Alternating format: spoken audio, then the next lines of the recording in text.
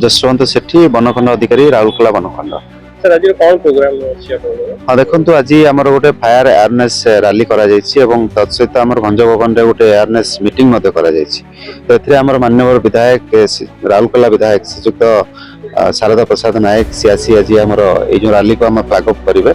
या सहित आम दुईटी रथ व्यवस्था कर फ्लैग अप करेंगे। यार मुख्य उद्देश्य हूँ जो आम जंगल में निआ लगुच प्रत्येक वर्ष तो ताकू आम कि भाव सुरक्षा दे पारिबा वा रक्षा करि परिबा तो से लोकों मन में गोटे सचेतनता वार्ता पहुँचेवाई एभली एक आम राउरकेला सहर में रैली करा जाउची।